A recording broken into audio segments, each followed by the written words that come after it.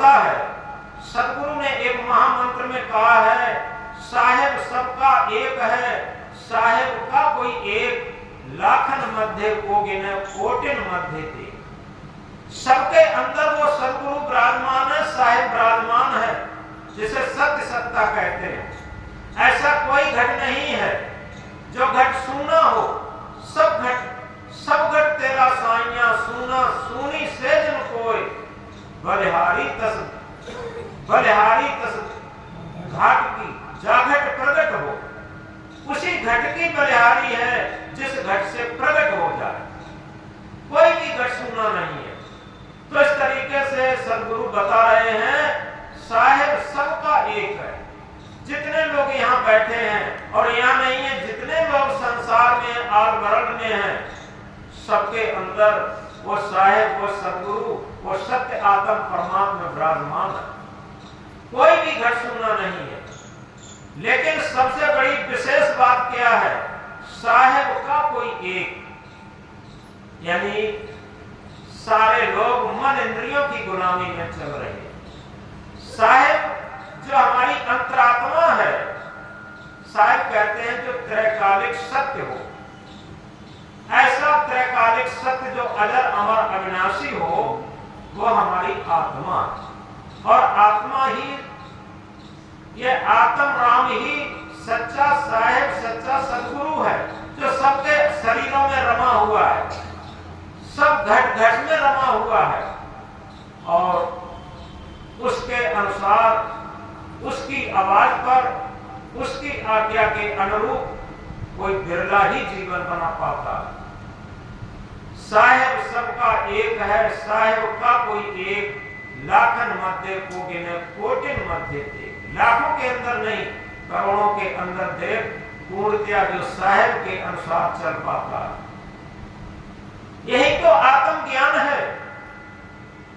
लोग आत्मज्ञान की बहुत चर्चा करते, अभी सुनाया गया था नचिकेता की और उसकी बात को, लेकिन ये सब संवाद रूप में वो हम पूरा समझ भी नहीं पाते। सच्चे समझने की बात यही है, हम अपनी आत्मा के आवाज के अनुरूप जीवन बनाना शुरू कर दें, हमारे अंदर से आत्मज्ञान प्रस्फुटित होना शुरू हो गया। यथार्थ में जितना हम मन इंद्रियों की गुलामी में जीवन जीते हैं, उतना ही आत्मज्ञान से अछूते हैं। चार आदमी जहां बैठ जाते हैं, आप देखते हैं ज्ञान की झड़ी लग जाती है। अगर कोई सुनने वाला हो तो उसके कान झोंड़े पड़ जाते, इतना ज्ञान होता, इतना ज्ञान होता।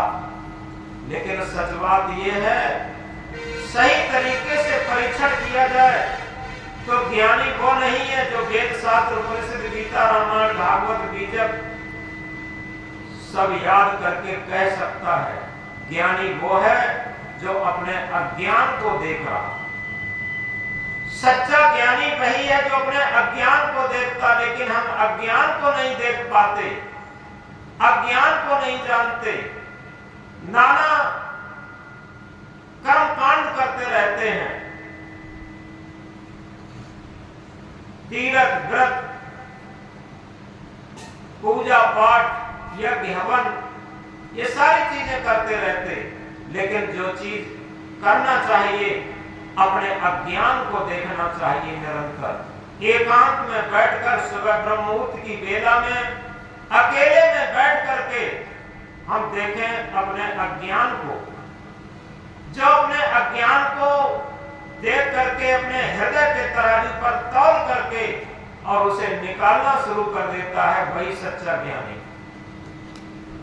एक उदाहरण द्वारा समझ में बात आएगी। एक घर में एक बहू आई, तो नई नई बहू आई, 2-1 दिन हुआ था। सास को कहीं पड़ोस में जाना था, किसी आमंत्रण में, बुलावे में। सास ने बहू से कहा कि बहू, हमें जरूरी जाना है, अमुक जगह से बुलावा आया है, और तुम ये देखना दिन छुपने के बाद अपने घर में अंधेरा प्रवेश न कर पाए। बहू ने कहा ठीक है माँ, आप जाओ, हम देखते रहेंगे। सास चली गई। बहू क्या करती है, जैसे ही दिन छुपने के बाद अंधेरा शुरू हुआ, सबसे पहले बहू ने किवाड़ बंद किए, फाटक बंद किए, पूरे मकान की खिड़कियां बंद की, अंधेरा न प्रवेश कर पाए। और ये सब बंद करने के बाद भी अंधेरा प्रवेश कर गया। अब बहू सोचती है क्या उपाय करें। वो एक बड़ा सा डंडा लेकर के पटकने लगी आंगन में कि अब डंडे से पटकें, तब शायद डर की वजह से अंधेरा भाग जाए। वो बार बार डंडा पटक रही थी आंगन में, आवाज भी आ रही थी, लेकिन अंधेरा भागने का नाम नहीं ले रहा था। और अंधेरा गिरता चला गया, और अंधेरा गिरता चला गया। और बहू अंदर से घबरा रही थी कि सासू माँ आएंगी और कहेंगी कि इतना अंधेरा तूने घर में घुसा लिया।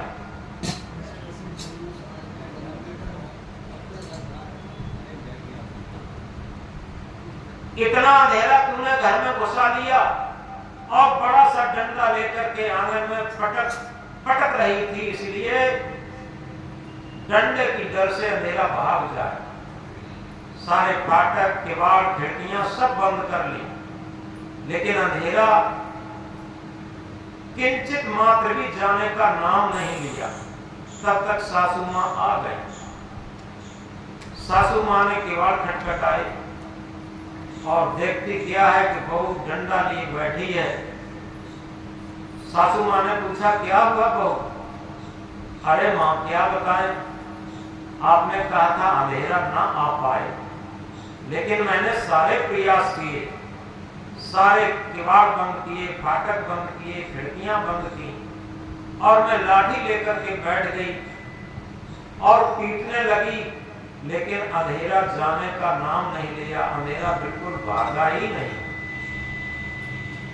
सासू ने समझ लिया कि ये बहू या तो कम समझती है, कम अकल की है, और या इसे इतना बोध नहीं। उसने कहा बड़े प्यार से, बड़े प्रेम से, बेटी ये अंधेरा भगाने का तरीका नहीं है। अंधेरा भगाने का केवल एक ही तरीका है, दीपक की उपस्थिति। चलो हम बताते हैं अंधेरा कैसे भागता।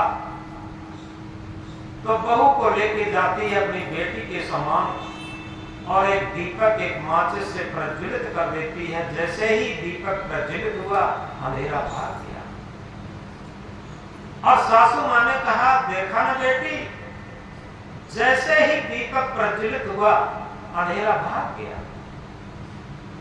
सदगुरु समझा रहे हैं कि जिस तरीके से दीपक प्रज्वलित होते ही अंधेरा भागता है, हम चाहे लाठी डंडा से भगाते रहें, चाहे तीर्थ व्रत करते रहें, चाहे पूजा पाठ करते रहें, चाहे यज्ञ हवन करते रहें, चाहे कथा भागवत करते रहें, कुछ भी करते रहें, ये करने से अंधेरा नहीं जाएगा। जो हमारे अंदर अज्ञान का अंधेरा है, ये अज्ञान का अंधेरा, बाहर से हम कुछ भी करते रहें कर्मकांड, उससे नहीं जाने वाला है। केवल और केवल एक ही उपाय है, वो है आत्मज्ञान का दीपक प्रज्वलित होना चाहिए, जिसे विवेक ज्ञान का दीपक कहा। जब हमारे अंदर विवेक जागृत हो जाता है, आत्मज्ञान प्रस्फुटित हो जाता है, जिसे बुद्ध ने अपनी भाषा में क्या कहा, अपदीपो भव, हम अपना दीपक स्वयं बने। कबीर साहब ने कहा कर पहिया बल आपनी छाए ग्रानी आस, जाके आंगन नदिया बह शोकस मरे प्यास। हम इसे समझ नहीं पाते। कर पहिया बल आपनी छाए ग्रानी आस, हम तीर्थों के आस में रहते हैं, तीर्थ हमारे पाप काट देंगे, यज्ञ हवन हमारे पाप काट देंगे, पूजा पाठ हमारे पाप काट देंगे, दूसरा कोई भी पाप हमारे नहीं काट सकते, क्योंकि पाप हमने किए हैं और हम ही पाप को काटने में समर्थ हो सकते। कब? जब हम अपने मन का पैड बदलना शुरू कर दें। जब तक हम अपने मन का पैड नहीं बदलेंगे, हमारा मन रात दिन सांसारिकता में रमता है, उसी मोह में फंसता है, उसी अहंकार में फंसता है, उसी काम में फंसता है, उसी क्रोध में फंसता है। कैसे पाप कट पाएंगे, कैसे बंधन कट पाएंगे, कैसे हम अपने अंदर ज्ञान का दीपक जला पाएंगे, कैसे हमारे अंदर आत्मज्ञान प्रस्फुटित हो पाएगा। तो इस प्रकार ये समझना हमको है कि यथार्थ में जब तक हम अपने जीवन को जागृत नहीं कर पाएंगे तब तक हमारा बाहरी कर्मकांड से हमारा अज्ञान अंधकार नहीं जा सकता। उस बहू भोली भाली बहू की तरीके से हम लाठी डंडा करके कुछ भी पीटते रहे, कुछ भी होने वाला नहीं है, याद रखें। तो इस तरीके से सदगुरु कबीर देव इंकलाब करके कहते हैं, कर भैया बल आपनी छाण गिरानी आस, जाके आंगन नदिया बहे सोकस मरे प्यास। जिसके आंगन में ही नदी बहती हो, प्यास कैसे मर सकता। कहने का मतलब है कि हमारे हृदय में ही वो आत्म रस, वो राम रस, वो प्रेम रस, वो मुक्ति रस, वो कल्याण रस बह रहा है, वो शांत रस बह रहा है। उसमें हम डुबकी तो लगाना जानते हो, और उसमें डुबकी वही लगा पाएगा जो मन इंद्रियों की गुलामी में नहीं बहता होगा, जो मन इंद्रियों की निरंतर गुलामी में बहता होगा, जो कर्म कांडों के बहकावे में बहता होगा, वो आत्म रस में लीन नहीं हो सकता, वो शांत रस में लीन नहीं हो सकता। आंगन में बहती हुई नदिया में वो डुबकी नहीं लगा सकता, वो प्यासा ही रहेगा, वो अतृप्त ही रहेगा, अशांत ही रहेगा। तो इसलिए इन चीजों को हम गहराई से समझें। हम ये न समझें कि कोई हम बाहरी कर्म कर लेंगे तो हमारे अंदर पाप कट जाएंगे, अज्ञान अंधेरा कट जाएगा, ऐसा कभी भी संभव नहीं है। तो इसलिए दूसरी एक बात और हम समझें, हम बनावट मिलावट और दिखावट में बहुत रहते हैं, बाहर से अपने को थोप लेते हैं, अपने मन में अहंकार कि हम तो बहुत बड़े भक्त हैं, हम तो बहुत बड़े संत हैं, हम तो बहुत बड़े गुरु हैं, लोग हमारे पैर छूते हैं, लोग हमें माला पहनाते हैं, लोग हमें बहुत मानते हैं। ये अहंकार हमारे लिए बहुत घातक है। इस बात को बहुत गहराई से समझें, क्योंकि इस अहंकार के कारण ही हमारे अंदर आत्मज्ञान प्रस्फुटित नहीं हो सकता, हमारे अंदर ज्ञान का दीपक, विवेक का दीपक प्रस्फुटित नहीं हो सकता। सबसे बड़ा बाधक हमारा अहंकार होता, और वो तभी जाता है जब हम एक साधारण और सहज जीवन जीना शुरू करें। साधारण और सहज जीवन यथार्थ में जिसका होता है वो अपनी बढ़ाई नहीं करता। इस बात को और गहराई से समझें। वो कभी भी अपनी पढ़ाई नहीं करेगा, वो जब भी पढ़ाई करेगा तो अपने सद्गुरु संतों की पढ़ाई करेगा, महापुरुषों की पढ़ाई करेगा, भक्तों की पढ़ाई करेगा। जब उसके अंदर दूसरे महापुरुषों की पढ़ाई करने का, पढ़ाई करने से जो श्रद्धा जगती है, वो श्रद्धा हमारे अंदर विवेक जगा देती है। और जब हम अपनी स्वयं पढ़ाई करना शुरू कर देते हैं तो श्रद्धा की जगह पर अहंकार जग जाता, और वो अहंकार हमारे अंदर से विवेक ज्ञान को दबा देता, और वो जग ही नहीं पाता। एक ऐतिहासिक उदाहरण, एक बार ये डॉक्टर मनमोहन सिंह जो प्रधानमंत्री जिस टाइम थे, उस समय की बात, बहुत बड़ा सेमिनार था। सेमिनार का मतलब होता है उसमें बहुत बड़े बड़े मंत्री, प्रधानमंत्री, अधिकारी वगैरह सब इकट्ठे थे, और उसमें उनकी पत्नी भी, जिनका नाम गुरबचन कौर था, मनमोहन सिंह की पत्नी का नाम, तो वो भी गई थी, और बड़ी सादा सिंपल ड्रेस में वहां उपस्थित थी। एक दूसरी महिला जो बहुत बन ठन के गई थी, वो एक IAS अधिकारी की पत्नी थी। आइए सब समझते हैं किसी कलेक्टर की पत्नी थी, डीएम की। तो बहुत सर धर के गई और जो गुरबचन कौर यानी मनमोहन सिंह की पत्नी बहुत सादा ड्रेस में गई। अब सहज में उस सेमिनार में सभी लोगों के लिए बैठने की व्यवस्था थी, ये सब बैठी थी।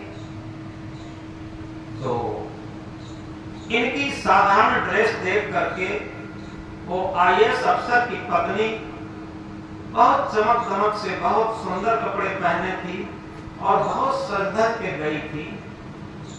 उसने वो गुरबचन कौर से यानी मनमोहन सिंह की पत्नी से पूछा कि आपके पति क्या करते हैं?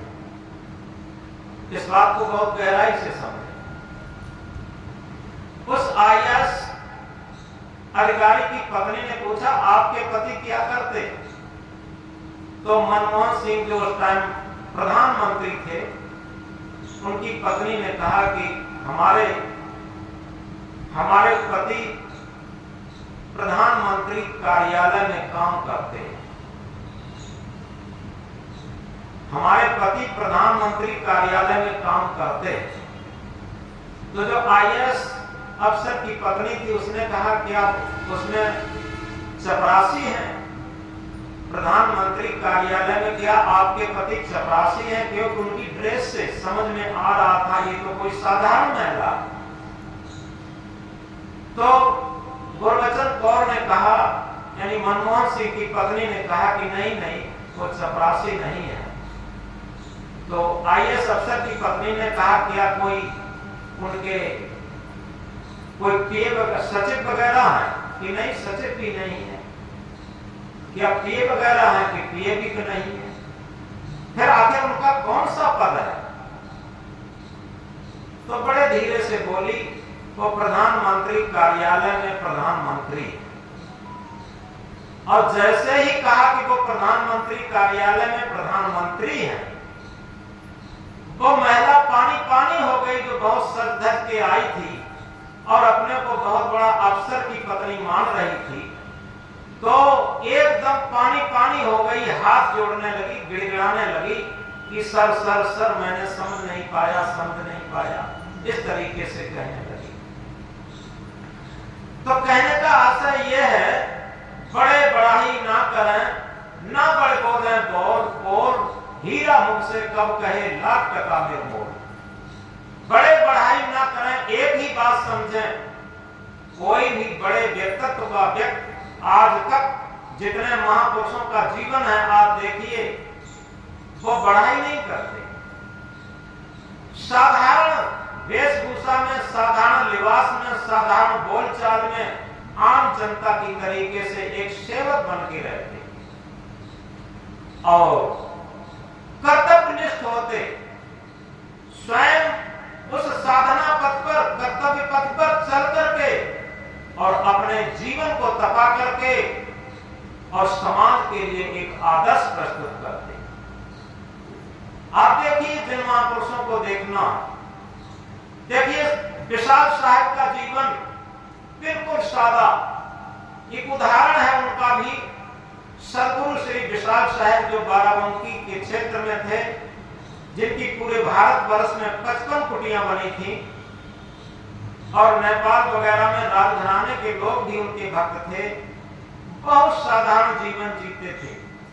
गांव से बाहर एक झोपड़ी रखी रहती थी, जहां जहां भक्त होते थे वहीं निवास करते थे, वहीं भोजन करते थे, वहीं से चल देते थे। एक उन्हीं के क्षेत्र का एक वैद्य था, बहुत उसकी भी प्रसिद्धि हो गई थी। तो जो लोग आते थे वो विशाल साहब की बढ़ंकना या बढ़ाई की बातें करते थे, उसे ईर्ष्या पैदा हो गई। वो वैद्य ईर्ष्या करने लगा। उसने सोचा देखेंगे कौन विशाल बाबा है जिसकी हर जवान से तारीफ आती है, आखिर क्या उसके अंदर महत्व है। तो एक दिन जाते हैं तो एक झोपड़ी के पास विशाल साहब उस टाइम वहां कुछ थोड़ी फुलवारी लगी थी कुटिया पे, तो फुलवारी में पानी लगा रहे थे, चप्पल भी पैर में नहीं थी, वैसे ही नंगे पैर, और पानी लगाने से उनके पैर भी मिट्टी में सने हुए थे, बिल्कुल सादा साफ। तो वैद्य जाता है और विशाल साहब से कहता है कि मैं विशाल बाबा से मिलना चाहता हूँ। तो विशाल साहब ने कहा ठीक है, आप बैठिए, अभी आपको मिलवाते हैं। तो विशाल साहब ने कुछ हाथ पैर धुले और उनको मिलवाने के लिए आगे बढ़ते हैं, और जैसे ही आगे बढ़ते हैं तो उनके और शिष्य और भक्त उसी टाइम आए, और आने के बाद एकदम उनके पैर स्पर्श किए, नतमस्तक हुए और उनको ले जा करके बड़े आदर भाव से और एक आसन पर उन्हें बिठाते हैं, और कोई पंखा झलने लगता, कोई कुछ करने लगता। अब थोड़ी ही देर में एक नेपाल के बहुत बड़े राजघराने के लोग आए, वो भी नतमस्तक हुए। देखते देखते उनके सामने उनको अंदर से समझ में आ गया यही विशाल साहब जिनकी लोग तारीफ करते। तो उन्होंने कहा वैद्य जी ने कि आपसे मैं मिलने आया था और आपकी विशेषता जानना चाहता हूं, आपके अंदर क्या विशेषता। तो विशाल साहब ने कहा मेरी कोई विशेषता नहीं है, और ऐसा मैं जानता भी नहीं कि मेरे अंदर कोई विशेषता है। बस मेरी विशेषता केवल यही है कि निरंतर मैं अपने अज्ञान को देखता हूं। बस निरंतर अपने अज्ञान को देख देख करके निकालने का प्रयत्न करता हूं, बस इतना ही कर पाता हूं, और कोई मेरी विशेषता नहीं।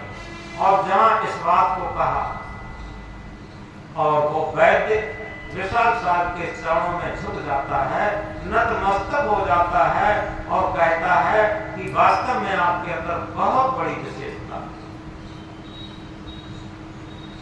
तो इस प्रकार हम ये समझें कि जिनका मध्यम मार्ग है, जिनका कथनी करनी और रहनी तीनों का सामंजस्य होकर के जीवन चल रहा है, थोड़ा इन बातों को हम गहराई से समझें, क्योंकि ये कहा है कथनी मीठी खांड है, करनी विष की डोर। अब कथनी तज करनी करे तो विष से अमृत हो। कथनी बहुत सरल है, कोई भी कह सकता, लेकिन करनी बहुत कठिन है, और रहनी उससे भी कठिन है। तो सदगुरु कबीर देव कहते हैं कि जब कथनी को तज करके हम कुछ शांत रहना सीखें, ये बहुत बड़ी अपने अंदर विवेक शक्ति जागृत करने का सूत्र है। हरदम बड़बड़ाने की जरूरत नहीं है।